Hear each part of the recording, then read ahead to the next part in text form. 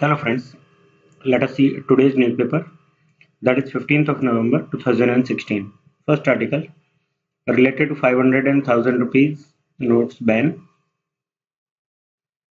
Already हम इसके बारे में सब कुछ देख चुके हैं, फिर भी आज के आर्टिकल में क्या क्या दिया है वो देख लेते हैं कि 86% करेंसी जो कि यूज में आ रही है प्रेजेंटली वो 500 और 1000 रुपीज़ के नोट्स की है। नेक्स्ट कि इसमें जो गवर्नमेंट ने डिसीजन लिया है दैट इज टाइम कंज्यूमिंग, लेकिन गवर्नमेंट ने फटाफट ये डिसीजन लिया, आनंद फानंद में डिसीजन लिया है, तो अभी प्रोसेस में टाइम लग रहा है और ये सारे जो इश्यूज क्रिएट हो रहे हैं कि बैंक्स में लंबी लंबी लाइन लगी हुई है और एटीएम्स में पैसे नहीं है, तो वो सब चीज़ें उस डिसीजन को जल्दी में लेने के चक्कर में हुआ है। नेक्स्ट की प्रिपेयरनेस जो थी वो कम थी, गवर्नमेंट पूरी तरह से प्रिपेयर्ड नहीं थी इस चीज़ के लिए, लाइक कि नोट्स जो है उनकी सप्लाई बैंक्स में ऑलरेडी हो जाती तो बेटर था। लॉजिस्टिक्स की भी एक प्रॉब्लम होती है। दूसरा कि सारे नोट्स जो हैं उर्जित पटेल के साइन के हैं, दैट मीन्स कि आफ्टर सितंबर या और सितंबर में ये नोट्स छपने स्टार्ट हुए थे, तो इस तरह की चीज़ें जो हैं उनकी प्रिपेयर्डनेस ऑलरेडी होनी चाहिए थी, तो ये सारे इश्यूज क्रिएट नहीं होते। नेक्स्ट की 2000 रुपीज़ का जो नोट है उसके चेंज की समस्या है, तो वो सारी प्रॉब्लम्स नहीं आती यदि बाकी नोट्स का इंतजाम ऑलरेडी हो जाता। नेक्स्ट चीज़ें इन्होंने दी है कि बैंक्स में फटाफट यदि इश्यू हो जाते 500 और 2000 के नोट्स भी, तो भी दिक्कतें कम आती, जो कि 2-3 दिन का इसमें टाइम लग गया, तो वो सारा भी एक इश्यू है। सेकंड कि रिकैलिब्रेशन ऑफ एटीएम्स, पुराने 500 और 1000 रुपीज़ के नोट्स जो हैं उनके लिए वो एटीएम कैलिब्रेटेड थे और अभी के 500 और 2000 के लिए वो काम नहीं कर रहे हैं, तो ये रिकैलिब्रेशन लगभग 2 लाख एटीएम्स इंडिया में, उनका ऑलरेडी किया जाना जरूरी था। तो ये सारा क्रंच जो आ रहा है, क्राइसिस जो आ रहा है एक करेंसी का, वो सब नहीं क्रिएट होता और एटीएम से फटाफट डिस्ट्रीब्यूशन हो जाता और करेंसी रोटेशन में आ जाती इकोनॉमी में, तो ये सब सारी दिक्कतें नहीं होती। लेकिन साथ में ये कह रहे हैं कि secrecy versus availability of notes, ये सब एक साथ बैलेंस करना थोड़ा मुश्किल था, तो प्रॉब्लम्स तो कुछ थोड़ी बहुत आनी थी, लेकिन इन सब चीज़ों को यदि ठीक से टैकल किया जाता तो ये प्रॉब्लम्स थोड़ी कम की जा सकती थी। दूसरा कि जैसे रूरल एरियाज की हम बात करें तो रूरल एरियाज तो पूरा कैश डिपेंडेंट इकोनॉमी होती है, वहाँ plastic money almost nail use में होती है, तो वहाँ पे जो बैंकिंग करेस्पॉन्डेंट्स हैं उनको लिमिट जैसे 50,000 की और बार बार उनको डे में सप्लाई कर सकें, इस तरीके से उनकी लिमिट्स बढ़ाई जाती तो बेटर होता, क्योंकि रूरल एरियाज में बैंकिंग सिस्टम भी उतना मजबूत नहीं है और इकोनॉमी पूरी कैश बेस्ड है, तो इश्यूज ज़्यादा है वहाँ पे, तो ये सब चीज़ें नहीं होती यदि गवर्नमेंट इस तरीके से प्लान करके करती। इस टाइप से इस आर्टिकल में डिस्कशन है, ये ऑलरेडी हम सब कुछ डिस्कस कर चुके हैं। नेक्स्ट आर्टिकल ये कोलंबिया से रिलेटेड है। कोलंबिया में F A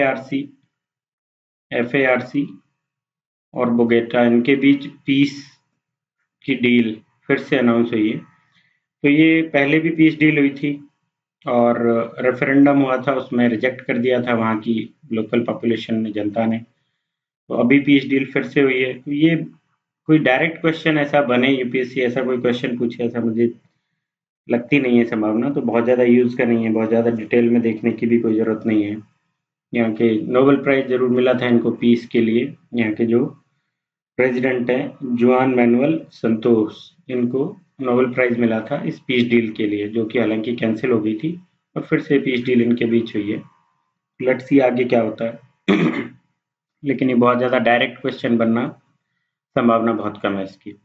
next again Trump से रिलेटेड आर्टिकल है, तो स्टार्टिंग में कुछ खास काम का नहीं है इसमें, बाकी इसको कंपैरिजन कुछ दिया है इन्होंने कि 9/11 2001 में जो हुआ था ट्विन टावर्स पे अटैक, वो एकदम मतलब चौंकाने वाला था, वैसा ही ट्रंप का इलेक्शन चौंकाने वाला, इस टाइप का इन्होंने कुछ वो किया है कंपैरिजन।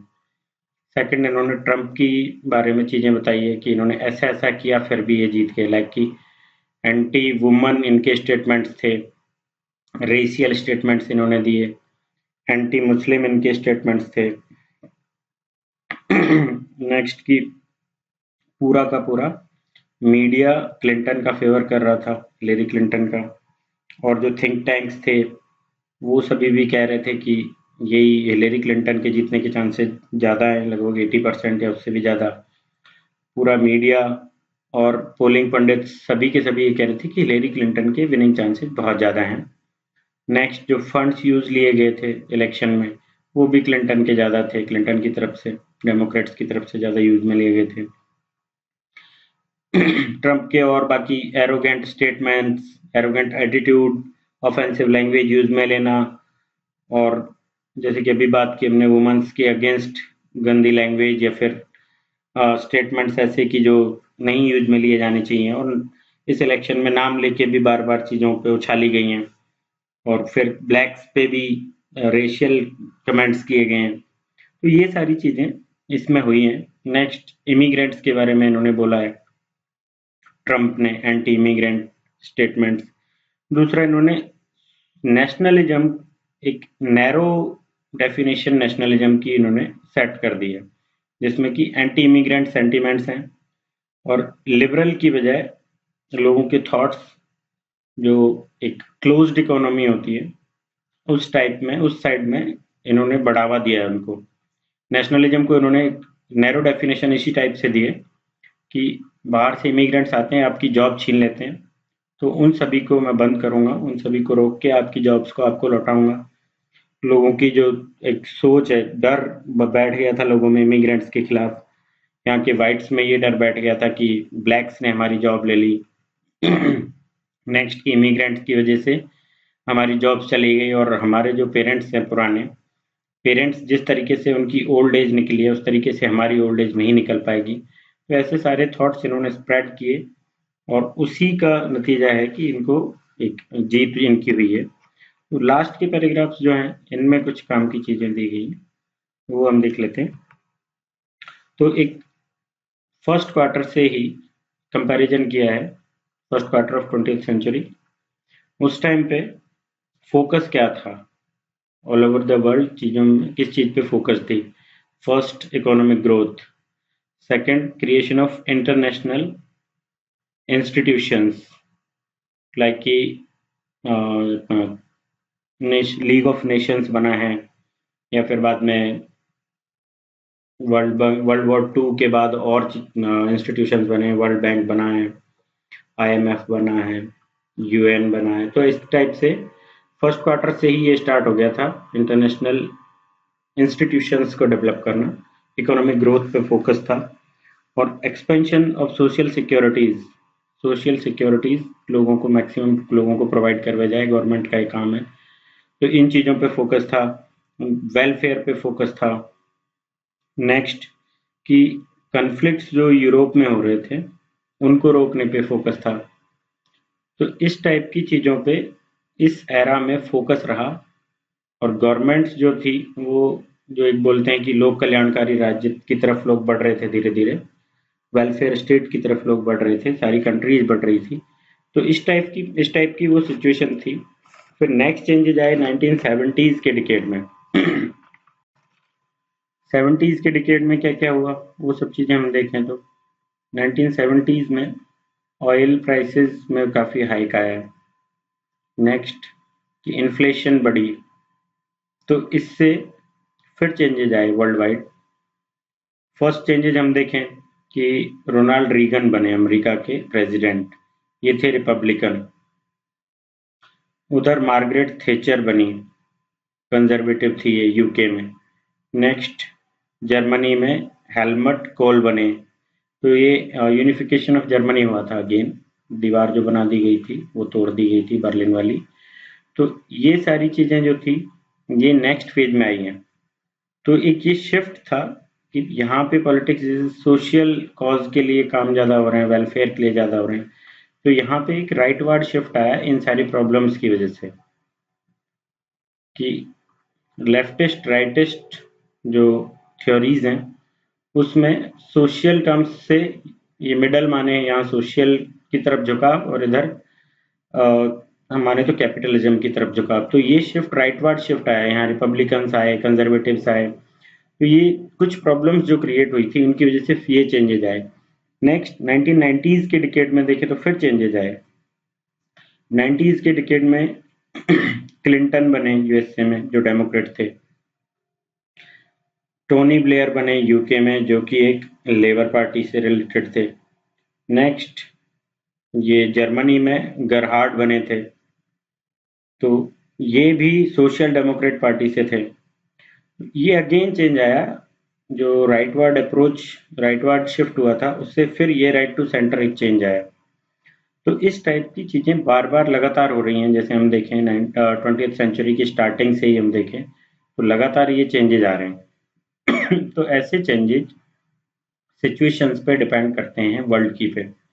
तो एक डिबेट है पबैड में, market versus government, public sector और मार्केट की डिबेट है। तो इसमें मार्केट बेस्ड इकोनॉमी होनी चाहिए या गवर्नमेंट बेस्ड होनी चाहिए, क्लोज्ड होनी चाहिए। इंडिया ने जैसे ओपन और क्लोज्ड की जगह मिक्स्ड इकोनॉमी यूज में लिया। तो ये क्लोज्ड और ओपन इकोनॉमी वाला जो ये डिबेट है, मार्केट वर्सेज गवर्नमेंट का डिबेट है, उसी हिसाब से जब जब जो जो क्राइसिस आए हैं उसके हिसाब से चेंजेज आए हैं गवर्नमेंट्स में।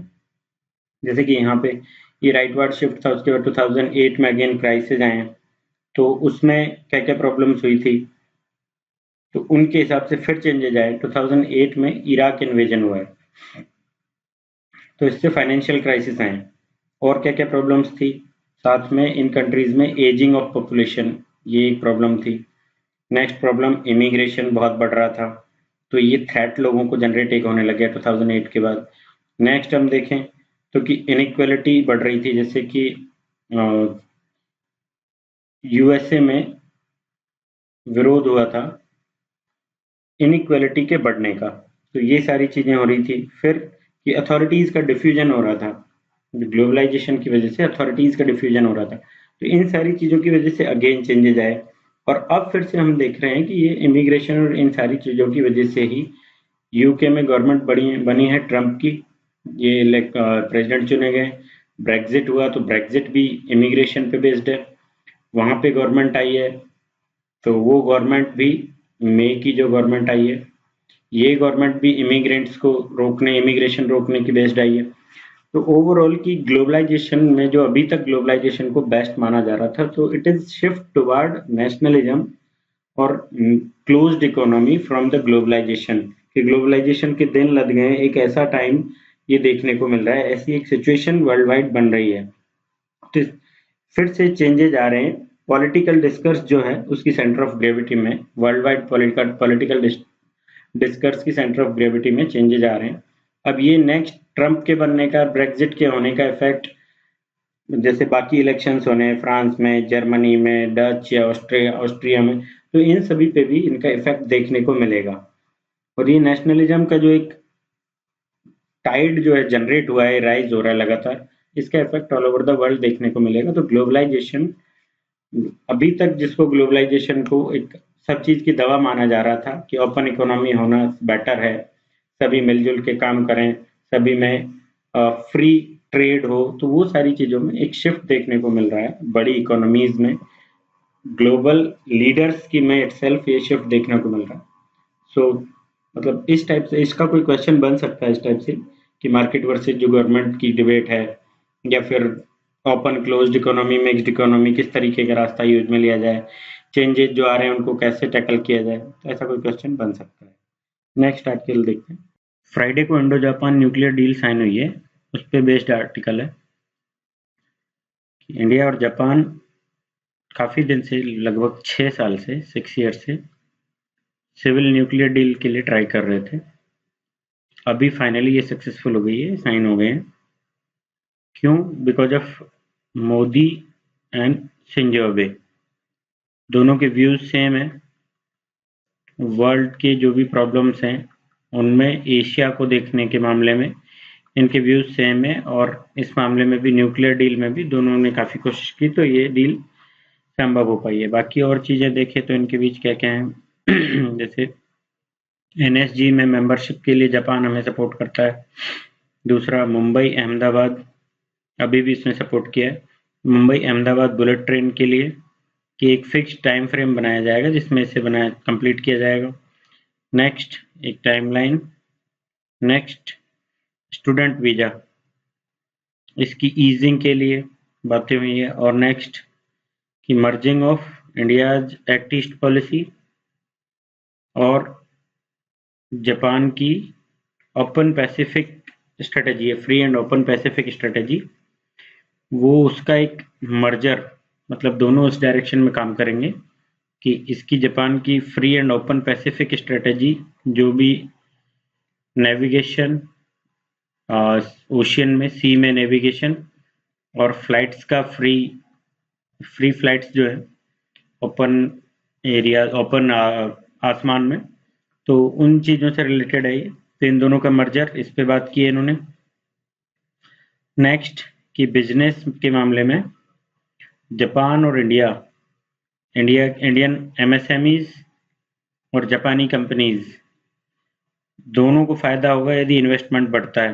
तो जापानी बिजनेसमैन क्या चाहते हैं कि एक तो लैंड एक्विजिशन की जो प्रॉब्लम्स हैं वो इंडिया उनसे डील करे, उनको कम करे। दूसरा, free and open business India में हो, फ्री एंड ओपन बिजनेस, तो जापानी बिजनेस कंपनी जो हैं वो ज़्यादा इन्वेस्ट कर पाएंगी। इस तरह की बातें हुई हैं। और फाइनली ये डील साइन हुई है। फ्री नेविगेशन किसके थ्रू होता है? फ्री नेविगेशन के लिए है, ओशियन नेविगेशन के लिए UN clause, UNCLOS, UN clause. तो इसकी जो डिफरेंट डिफरेंट सेक्शंस हैं उनके अकॉर्डिंग फ्री नेविगेशन होता है। और इंडिया और जापान दोनों ही इनको मानते हैं। और हेग में जो हेग ट्रिब्यूनल की रूलिंग्स आई है साउथ चाइना सी पे, चाइना की एक्टिविटीज को लेके, तो हेग की रूलिंग्स को दोनों ने सपोर्ट किया है और दोनों उसी चीज को मानते हैं। नेक्स्ट चीजें कि क्या क्या प्रॉब्लम्स थी वो हम देखें। तो अभी 6 इयर्स में कंप्लीट हुई, हमने बात की। तो 1998 में जो हमने न्यूक्लियर टेस्ट किया था, उस टेस्ट के बाद से जापान ने बैन लगाए डिफरेंट डिफरेंट चीज़ों पे, क्योंकि जापान एकमात्र कंट्री है वर्ल्ड में जो कि बहुत ज़्यादा सेंसिटिव है इस चीज़ के लिए। और इन पे ही सिर्फ न्यूक्लियर अटैक हुआ है हिरोशिमा और नागासाकी पे 1945 के वर्ल्ड वॉर सेकेंड में, 6 एंड 9 अगस्त को 1945 को इसी पे अटैक हुआ है। तो ये बहुत ज़्यादा सेंसिटिव है इस चीज़ को लेके। तो 1998 में जब हमने न्यूक्लियर टेस्ट किए थे तो जापान ने बैन कर दी थी सारी चीज़ें। क्या क्या बैन किया था कि 3 इयर्स के लिए इकोनॉमिक जो भी असिस्टेंस है वो सस्पेंड कर दिए थे। नेक्स्ट, येन में जो लोन दिए जाते थे वो सारे सस्पेंड कर दिए थे। नेक्स्ट कि न्यू प्रोजेक्ट्स को एड बंद कर दी थी। नेक्स्ट, टेक्नोलॉजी ट्रांसफर ये बंद कर दिया था। तो ये सारी चीज़ें 1998 के बाद हुई हैं। दैट मीन्स हम देख सकते हैं कि जापान कितना ज़्यादा सेंसिटिव है इस चीज़ को लेके, न्यूक्लियर टेक्नोलॉजी को लेके, एटॉमिक जो हथियार हैं, वेपन्स हैं, उनको लेके। और दूसरा, फिर इनके साथ साथ इसने G8 में भी अपील की थी कि वो कंडेम करे, इंडिया और पाक दोनों के न्यूक्लियर टेस्ट जो इन्होंने किए उसको कंडेम करे। तो ये सारी चीज़ें जापान ने की थी। फिर उसके बाद धीरे धीरे चीज़ें चेंज हुई। इंडिया को एक रेस्पॉन्सिबल कंट्री माना जाने लगा कि हमारी जो पॉलिसी है, नो फर्स्ट यूज पॉलिसी है। नेक्स्ट कि हम कोई टेक्नोलॉजी इधर उधर हमने ना तो लीक होने दी है और ना ही किसी और कंट्री को हमने एक्सपोर्ट किए। तो इसलिए भी फिर वर्ल्ड उसमें, सोसाइटी में हमारी इमेज थोड़ी बनने लगी। नेक्स्ट कि हम सॉफ्ट पावर है, कोई भी किसी पे भी अटैक करना और ये सब हमारी स्ट्रेटेजी में नहीं है। हर चीज़ के टॉक्स के थ्रू कुछ बातें करके और उसी से सॉल्यूशन निकाले जाएं, ये हमारी पॉलिसीज हैं। फॉरेन पॉलिसी हमारी पंचशील वाली है। नेक्स्ट, गुजराल डॉक्ट्राइन, ये सारी चीज़ों को देखते हुए फिर चेंजेज आए। वर्ल्ड कम्युनिटी ने एक्सेप्ट करना चालू किया इंडिया को एज अ पीसफुल कंट्री। और फाइनली इंडिया और यूएसए की सिविल न्यूक्लियर डील हुई है। इस सिविल न्यूक्लियर डील के बाद जापान ने थोड़ा इंडिया पे भरोसा करना स्टार्ट किया है और जापान की कंसर्न्स, चिंता थोड़ी कम हुई है।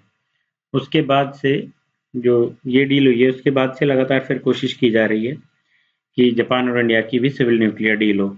इंडिया और यूएसए की न्यूक्लियर डील ने लेजिटिमाइज कर दिया है इंडियन न्यूक्लियर पॉलिसीज को, इंडिया की no first use policy and इन सबको, और इंडिया के पीसफुल कंट्री होने को लेजिटिमाइज कर दिया है और हमारे न्यूक्लियर प्रोग्राम को लेजिटिमाइज कर दिया है। तो उसके बाद से जापान ट्राई कर रहा था, इंडिया और जापान, कि ये डील हो जाए, और जापानी मिनिस्ट्री जो है, ministry of economics, trade and industries जो है, वो भी कोशिश कर रही थी कि ये डील हो जाए। तो ये सारी प्रॉब्लम्स जो थी, उसके साथ साथ कि जापान की पॉलिसी जो है वो भी ये है कि एनपीटी और सीटीबीटी, इनका सिग्नेटरी यदि कोई कंट्री नहीं है तो जापान उनके साथ कोई भी सिविल या फिर और मिलिट्री किसी भी तरह का कोई न्यूक्लियर डील नहीं करेगा। तो ये इनकी पॉलिसी थी। तो इस पॉलिसी के चलते और बाकी सारी चीजों के चलते इंडिया की कभी हो नहीं पा रही थी इसके साथ और इस पॉलिसी के चलते ही जापानी कंपनीज इंडिया के साथ कोई ट्रेड नहीं कर पा रही थी। न्यूक्लियर ट्रेड का हम बात करें तो सिविल न्यूक्लियर की जो टेक्नोलॉजीज हैं उसका कोई ट्रेड नहीं कर पा रहे थे हम। तो दोनों तरफ से नुकसान हो रहा था। जापानीज कंपनी जो हैं उनको भी नुकसान हो रहा था और दूसरी तरफ इंडिया को भी हाई क्वालिटी टेक्नोलॉजी नहीं मिल पा रही थी। तो दोनों कंट्रीज को जो नुकसान हो रहा था उसको खत्म करने के लिए दोनों कंट्रीज ने 6 साल से ट्राई कर रहे थे कि ये हो जाए।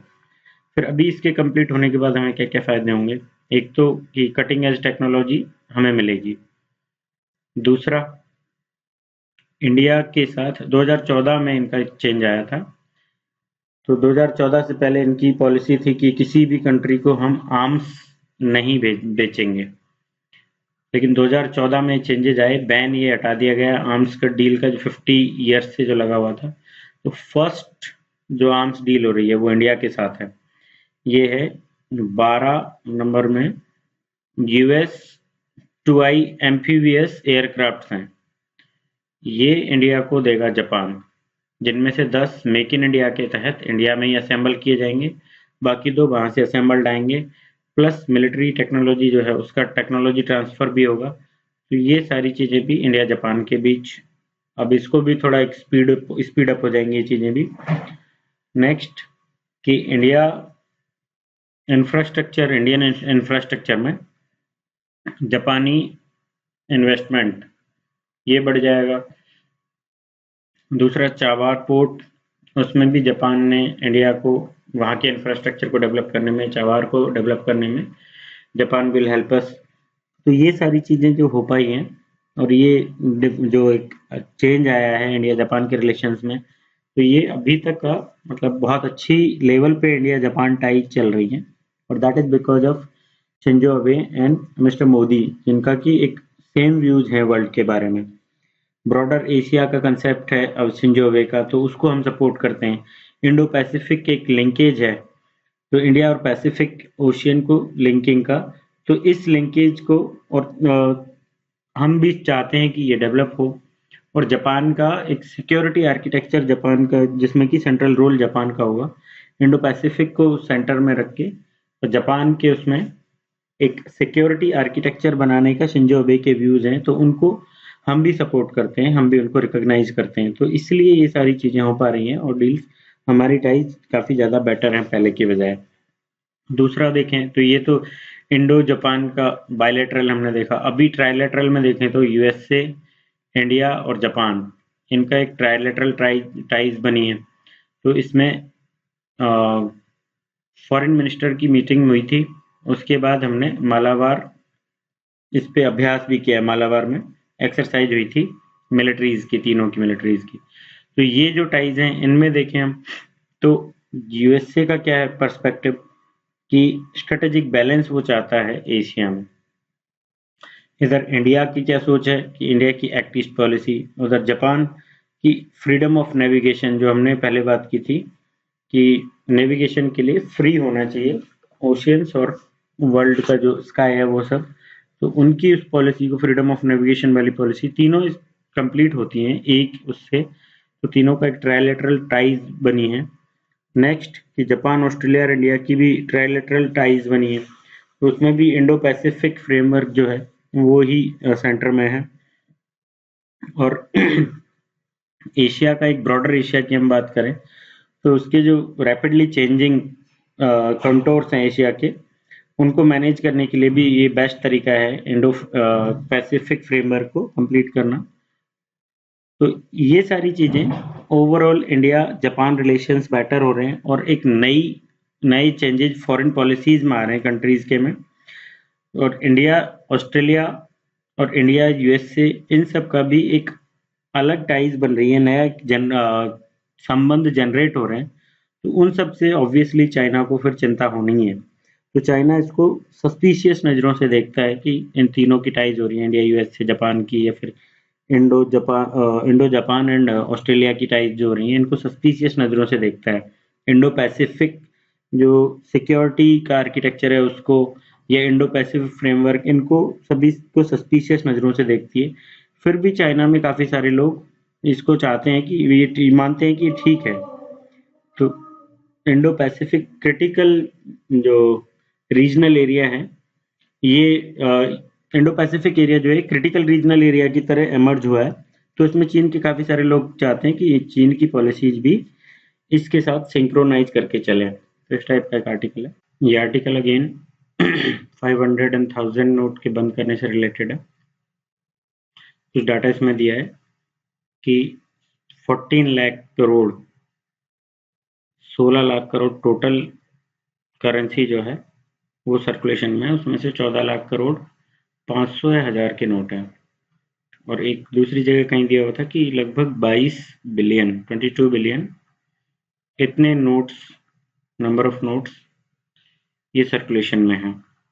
नेक्स्ट कि हमारा रेशियो काफ़ी ज़्यादा है, लगभग 12% करेंसी टू जीडीपी जो रेशियो होता है वो। तो ये सारी चीज़ों के चलते हुए अभी जो बैन किया गया है वो एक it is a right thing, इस टाइप से यहाँ पे राइटर का कहना है। तो इनका कहना है कि क्या क्या चीज़ें इससे ख़त्म होंगी। एक तो कि ब्लैक मनी इटसेल्फ, फिर करप्शन कर्व होगा, दूसरा कि पॉलिटिकल बेनिफिट के लिए पार्टीज यूज में लेती हैं इन सब चीज़ों को, वो सारी चीज़ें ख़त्म होंगी। नेक्स्ट की पॉलिटिशियंस, ब्यूरोक्रेट्स, लॉयर्स वगैरह, इनका जो बिजनेस में पार्टिसिपेशन होता है प्राइवेट बिजनेस में, वो कम होगा। तो इस टाइप की चीज़ें होंगी और इस टाइप के फ़ायदे होंगे। फिर उन्होंने कुछ कंट्रीज के साथ कंपैरिजन किया है कि कब कब किन किन कंट्रीज में बंद किए गए थे कैसे नोट्स। जैसे कि कनाडा में $1000 का नोट बंद किया गया था 2000 में, सिंगापुर में $10,000 का नोट ये बंद किए गए थे। इस टाइप से डिफरेंट डिफरेंट कंट्रीज में भी बंद किए गए थे। और पीटर सेंड्स हैं, इनका कहना है कि करेंसी को बंद करते रहना, करेंसी बंद करना, नोट्स को बंद करना, ये एक इसको सपोर्ट करते हैं ये। तो इस टाइप की चीज़ें हैं। फिर आगे जो जिन्होंने दिया है वो यही कुछ और कंट्रीज का दिया है, कितनी वहाँ पे कितनी बिलियन इकोनॉमी वहाँ की है और वहाँ पे कितना करेंसीज प्रचलन में है, और इंडिया का जो 12% का रेशियो है, वो सब चीज़ें हैं। फिर आगे इनका कहना है कि हमें थोड़े दिन की इससे दिक्कत होगी, शॉर्ट टर्म पेन जरूर है, लेकिन लॉन्ग टर्म में क्या क्या बेनिफिट्स होंगे, वो बेनिफिट्स और प्रॉब्लम्स इन्होंने बताई हैं। तो प्रॉब्लम्स में बताया कि कुछ एरियाज में डिफ्लेशनरी इफेक्ट्स इसके देखे जाएंगे कुछ दिनों के लिए। किन एरियाज में, कि जहाँ पे कैश में ट्रांजेक्शन्स ज़्यादा हैं, उन एरियाज में डिफ्लेशनरी इफेक्ट्स इसके देखे जाएंगे। लाइक कि अपना रियल एस्टेट हम देखें तो उसमें काफ़ी ज़्यादा कैश में ट्रांजेक्शन्स होते हैं, तो उन एरियाज में थोड़े देखे जाएंगे डिफ्लेशनरी इफेक्ट्स, और वो बार बार पीएम हमारे बोलते भी हैं अपनी स्पीचेज में। तो उसके बाद लेकिन ब्लैक मनी कर्व होगी और ये सारी चीज़ें ट्रांजेक्शन्स वाइट मनी में आ जाएंगे। तो it is a good shift कि ब्लैक मनी कर्व होके वाइट में सारे ट्रांजेक्शन्स होने लगेंगे। फिर कि गोल्ड वाला जो है एरिया, तो इसमें भी ब्लैक मनी इसकी फॉर्म में भी लोग रखते हैं, और इसमें ट्रांजेक्शन्स भी खरीदना बेचना, पैसे को गोल्ड खरीद के और उस तरीके से सेटल करने वाली चीज़ें, तो वो भी नहीं कर पाएंगे। जैसे जेटली ने कहा था कि फाइनली कोई भी मनी जो है, मान लीजिए एक यहाँ से ब्लैक मनी स्टार्ट हुई किसी ब्यूरोक्रेट से, इन्होंने गोल्ड खरीदा, गोल्ड किसी शॉप पे जाके खरीदते हैं, ज्वेलर शॉप पे, तो यहाँ पे जो कैश है वो भी कहीं ना कहीं जाएगा। तो फाइनली सारी जो ब्लैक मनी है that will go to banks, money जो है करेंसी है that will go to banks, और किसी भी स्टेप पे कहीं ना कहीं वो ब्लैक मनी कर्व हो जाएगी, पकड़ी जाएगी, क्योंकि वो सर्कुलेट होके फाइनली पहुंचना उसको बैंक में ही है, अदरवाइज वो नोट चलेगा नहीं। इस टाइप से जेटली का कहना था। तो ये चीज होगी, ये इस तरीके से कन्वर्ट होगा। नेक्स्ट की हवाला नेटवर्क जो है वो भी इसको कन्वर्ट नहीं कर पाएंगे, क्योंकि फाइनली उनको भी जाना बैंक के पास ही है, क्योंकि note just piece of papers हो जाएंगे आफ्टर 50 डेज। तो इसलिए इसको कन्वर्ट करना जरूरी है। फाइनली चीजें घूम फिर के फायदा कुछ ना कुछ होगा ही, और बेनामी प्रॉपर्टीज वगैरह जो हैं इनको भी यदि कर दिया जाए, नेक्स्ट बिग स्टेप्स जो है, तो इससे और ज्यादा फायदे होंगे, और ज्यादा ब्लैक मनी कर्व हो सकेगी, गोल्ड और बेनामी प्रॉपर्टीज, रियल एस्टेट, इस पे कंट्रोल किया जा सके, ये स्टेप्स और लिए जा सके। तो फर्स्ट हो गया करेंसी, नेक्स्ट हो गया बेनामी properties, real estate, next gold में। तो फिर इसमें बहुत ज़्यादा ब्लैक मनी खत्म होगी और वाइट मनी ट्रांजेक्शन सारे वाइट में हो पाएंगे, और कैश टू जीडीपी रेशियो भी डाउन होगा। तो इस तरीके से काफ़ी सारे चेंजेज आएंगे। नेक्स्ट ये कह रहे हैं कि जो हमारा जीएसटी है, जीएसटी जब फोर्स में आएगा तो गवर्नमेंट को और चेंजेस करने चाहिए, जैसे स्टाम्प ड्यूटी है, लैंड पे, इन सभी को कम करना, स्लैश आउट करना। तो ऐसी चीज़ें हैं वो उनको स्टेप्स लेने चाहिए। टैक्स रेट्स जो हैं उनको भी थोड़ा कम करना चाहिए, या जितना हो सके उतना कम करना चाहिए। तो वो सारे रिफॉर्म्स और लिए जाएं, इलेक्शन फंडिंग के रिफॉर्म्स हैं, तो ये सारे रिफॉर्म्स और लिए जाएं। तो ये तो सिर्फ फर्स्ट बिग स्टेप था, बाकी सारे स्टेप्स की जरूरत है एडमिनिस्ट्रेटिव चेंजेज के लिए, और 1978 के बाद ये सब पहली बार हुआ है। और बाकी सारी चीजें भी इसके साथ यदि की जाएं तो ओवरऑल कंट्री में काफी ज्यादा चेंजेज आएंगे। कंट्री का इकोनॉमिक जो सिनेरियो है वो पूरा चेंज हो जाएगा, कंट्री के एडमिनिस्ट्रेटिव प्रॉब्लम्स हैं वो खत्म होंगी, कंट्री में बाकी सारी प्रॉब्लम्स, पॉवर्टी वगैरह, वो सारी कर्व हो पाएंगी। तो ये एक डिफिकल्ट स्टेप जरूर था, लेकिन इकोसिस्टम को चेंज करने के लिए जरूरी था। नेक्स्ट आर्टिकल देखते हैं। ये आर्टिकल दिवाली के बाद जो एयर पोल्यूशन हुआ है, एयर क्वालिटी में डिग्रेडेशन हुआ है, उससे रिलेटेड है। कई आर्टिकल्स हम ऑलरेडी देख चुके हैं इससे रिलेटेड। तो इसमें कुछ चीज़ें दी हैं कि दिल्ली में जो क्रैकर्स चलाए गए थे तो उनसे नॉइज पोल्यूशन हो रहा था, प्लस एयर पोल्यूशन, तो उनका धुआं निकलता है उससे। तो इनकी कई शिकायतें भी की गई थी, पुलिस को भी इन्फॉर्म किया गया था, लेकिन कुछ ज़्यादा इफेक्ट रहे नहीं। तो इसमें एक तो दो टाइप के लोग हुए, एक जो त्योहार से खुशी मनाने वाले लोग हैं, फेस्टिवल से, कि फेस्टिवल्स में खुशी मनाने के लिए क्रैकर्स जरूरी है। दूसरा कि फेस्टिवल के नाम पे एनवायरनमेंट को डिग्रेड करना गलत है। तो इस टाइप के दोनों टाइप के लोग देखे गए हैं, और दोनों टाइप के लोग एग्जिस्ट भी करते हैं। फिर इसमें कुछ चीज़ें देखें अपन, तो एक रिपोर्ट आई थी वर्ल्ड बैंक की 2013 में। वर्ल्ड बैंक की इस रिपोर्ट में कहा गया था कि इंडिया में 5.7% तक जीडीपी लॉस होता है due to environment degradation and pollution. So we can say that कि हम पॉल्यूशन फैला रहे हैं, तो सिर्फ हेल्थ हैजार्ड्स नहीं है, इसके health related problems plus health पे जो फिर हमारा बजट भी बढ़ जाता है, वो सब प्रॉब्लम्स ही नहीं है, और भी इकोनॉमिक लॉसेज हैं। हेल्थ के जो इकोनॉमिक लॉसेज हैं वो प्लस और इकोनॉमिक लॉसेज भी हैं, वो मिला के टोटल 5.7% तक होते हैं जीडीपी का। तो इस टाइप की रिपोर्ट वर्ल्ड बैंक की आई थी। दूसरा कि एक और बात इसमें बोली गई थी कि एक लिमिट तक पॉल्यूशन को दोबारा रिवर्ट किया जा सकता है, चेंजेस लाए जा सकते हैं ज़्यादा से ज़्यादा पेड़ लगा के और पोल्यूशन कम करके, लेकिन एक लिमिट से जब वो थ्रेशोल्ड से क्रॉस हो जाएगा तो वो बहुत ज़्यादा महंगा होगा, बहुत एक्सपेंसिव हो जाएगा उसको कंट्रोल करना और रिवर्ट करना। जैसे कि गंगा और यमुना की क्लीनिंग की हम बात करें, लगभग 30 साल से 40 साल से 3-4 डिकेड से कोशिश की जा रही है गंगा यमुना को क्लीन करने की, बहुत पैसे खर्च किए जा चुके हैं। नमामि गंगे अभी भी हम प्रोग्राम चला रहे हैं, स्टिल गंगा और यमुना को हम क्लीन नहीं कर पा रहे हैं। तो उसी टाइप की चीज़ें, एंड एयर पोल्यूशन यदि एक लिमिट से क्रॉस कर गया तो हमें बहुत ज़्यादा महंगा पड़ जाएगा वो। नेक्स्ट कि कलेक्टिव रेस्पॉन्सिबिलिटी की ज़रूरत है, और वो हमने स्टार्ट भी किया है, स्वच्छ भारत अभियान उसके थ्रू। तो उसमें कलेक्टिव रेस्पॉन्सिबिलिटी देखें तो म्यूनिसिपल कॉरपोरेशंस, उनकी रेस्पॉन्सिबिलिटी, गवर्नमेंट की रेस्पॉन्सिबिलिटी, प्लस इंडिविजुअल की रेस्पॉन्सिबिलिटी। इंडिविजुअल का देखें तो व्हीकल पोल्यूशन चेक करवाओ कंटिन्यूसली, गार्बेज को इधर उधर ना फेंकें, कचरा उसको लाइक कि सॉलिड वेस्ट उसको मैनेजमेंट के लिए पहले से उसको अलग अलग से डिवाइड कर लिया जाए, बायोडिग्रेडेबल अलग, प्लास्टिक अलग, और फिर उसको रिसाइकलिंग के लिए भी डाला जा सकता है। इंडिविजुअल लेवल पे भी लोग ट्राई कर रहे हैं, एनजीओज के थ्रू या सेल्फ हेल्प ग्रुप्स के थ्रू ट्राई कर रहे हैं, तो that is a good step, वो जरूरी है इंडिविजुअल लेवल पे।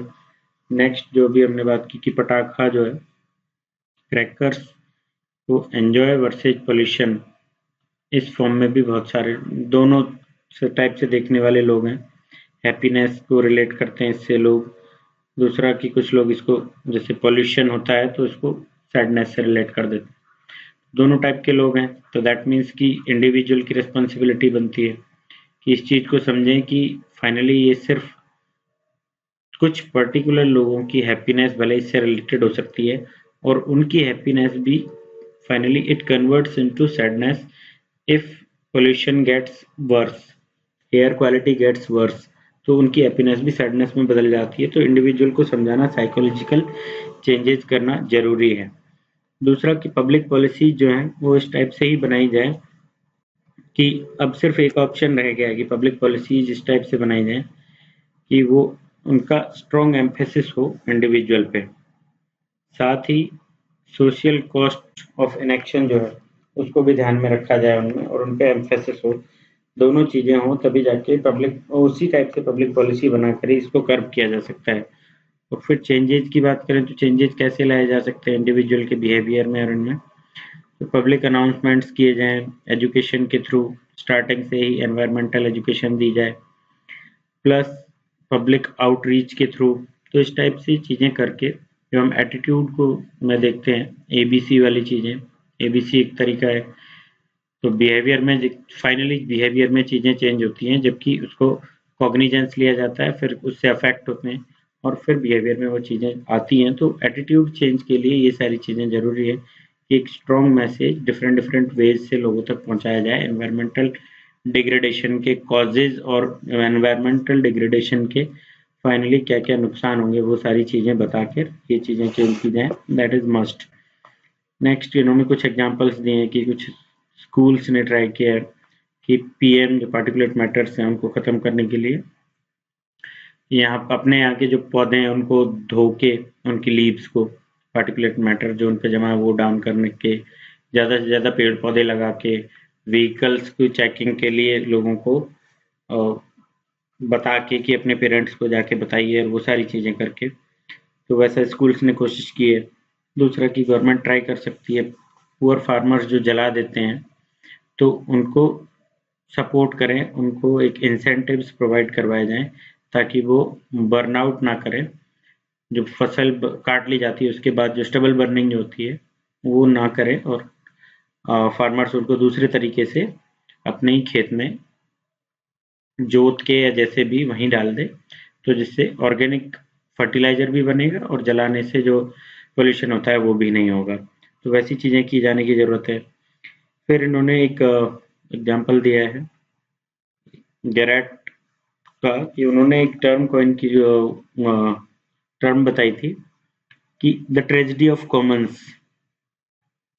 ये कॉमन्स क्या होते हैं? कॉमन्स होते हैं कि जो चीज़ें वर्ल्ड वाइड सबकी मानी जाती है वो कॉमन्स बोलते हैं, जैसे ओशियन, या जैसे अंटार्कटिका हम देखें, या आर्कटिक सर्कल में जो बाकी चीज़ें जो लैंड है या फिर आइस वाइस है, वो सब कॉमन्स माने जाते हैं। स्काई है, स्पेस है, ये ग्लोबल कॉमन्स माने जाते हैं। तो द ट्रेजेडी ऑफ कॉमन्स इस टाइप की एक टर्म इन्होंने कही थी।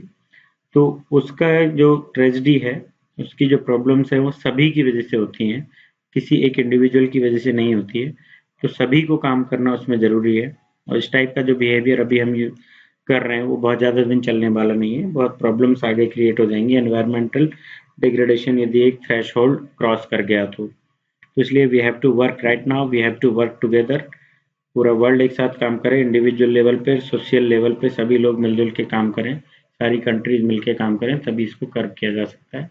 And we have to do this right now.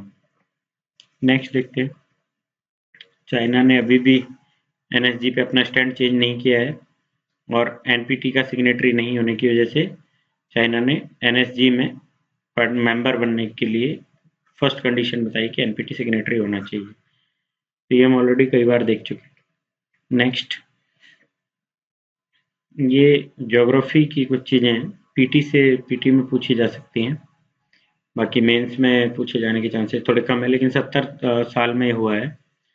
Super moon की कंडीशन, पेरिजी एपोजी, दो कंडीशंस हैं। तो हम देखें ये इसका जो ऑर्बिट है एलिप्टिकल है। मून जो अर्थ के चारों तरफ चक्कर काट रहा है, तो एलिप्टिकल पाथ में चक्कर काट रहा है। तो डिफरेंट जगह पे डिस्टेंस डिफरेंट होती है। तो जब सबसे ज़्यादा दूरी पे वो होता है तो काफ़ी छोटा दिखाई देता है, और जब सबसे नज़दीक होता है तो बहुत बड़ा दिखाई देता है। जैसे कि अप टू 14% बड़ा और 30% तक ब्राइटर वो दिखाई देता है। तो ये वाले एरियाज हो जाएंगे जहाँ पे ब्राइटर दिखाई देता है। और इसके इफेक्ट्स होते हैं टाइड्स जो आते हैं वो कितने बड़े होंगे, कितने ज़्यादा स्ट्रॉन्ग होंगे, वो सन प्लस मून और अर्थ तीनों पे डिपेंड करता है। जैसे कि यहाँ इस जगह पे है अभी, यहाँ आ गया अभी जैसे, तो स्प्रिंग टाइड हो गया, और यहाँ जैसे ये आ जाएगा तो इसको बोलते हैं नीप टाइड। तो ये ग्रेविटेशनल इफेक्ट्स होते हैं दोनों के, सन का ग्रेविटेशनल इफेक्ट और मून का ग्रेविटेशनल इफेक्ट। यदि ये सेम डायरेक्शन में काम कर रहे हैं तो ये स्प्रिंग टाइड हो जाएगा, कि बड़ा टाइड आता है। और अलग अलग जैसे 90 डिग्रीज पे है ये भी दोनों, तो यहाँ पे अलग अलग डायरेक्शन में, एक का इधर काम कर रहा है दूसरे का इधर, तो ये नीप टाइड हो जाएगा। और ये जो कंडीशन है ये पेरिजी इसको बोलते हैं जब नज़दीक होता है तो, और अपोजी बोलते हैं जब दूर होता है तो प्रीलिम्स में ये कंसेप्ट पूछे जा सकते हैं। 70 ईयर्स बाद ये बिल्कुल सबसे ज़्यादा नज़दीक आया अभी, तो हो सकता है प्रीलिम्स में क्वेश्चन पूछा जाए। मेंस में चांसेस थोड़े कम है, फिर भी हो सकता है पूछा जाए, तो एक बार पढ़ लें इसे। नेक्स्ट, ये मेंस में पूछा जा सकता है, ये रिलेशन तो इसका ऐसे ही बिठाया है कि बीजेपी के एक लीडर है, उन्होंने अपनी बेटी की डॉटर की शादी में जो हम्पी के टेम्पल्स हैं, तो हम्पी का पुरंदर टेम्पल है, पुरंदर टेम्पल की रेप्लिका बनाई है एज इट इज। तो हम्पी आर्किटेक्चर ये इंपॉर्टेंट हो जाता है हमारे लिए। हम्पी का पुरंदर टेम्पल इटसेल्फ कि किसने बनवाया है, क्या है, तो ऐसे डायरेक्ट सिर्फ पुरंदर टेम्पल के बारे में पूछा जाए चांसेस कम है। हम्पी आर्किटेक्चर ये पूछा जा सकता है। विजयनगर इस एम्पायर से रिलेटेड है, तो इसको एक बार देख लेंगे। नेक्स्ट, ओके, आज इतने इंपॉर्टेंट आर्टिकल्स हैं। Thank you very much. और ये 3-4 दिन नहीं बना पाया because of some family issues, घर जाना पड़ा। बाकी बीच में भी हो सकता है कभी दिक्कत हो, ना बना पाए, लेकिन मैं कोशिश करूंगा जब बना पाऊंगा बना दूंगा। नहीं बना पाऊँ तो sorry already, and thank you again, thank you very much.